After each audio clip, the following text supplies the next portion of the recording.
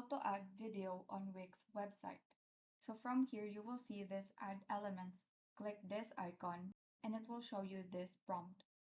Find the video and music section and then select the template for your video. So you can drag the template to move. And once you're content, click this change video button found above and you may select the video from any of these sites or you can upload a video from your desktop.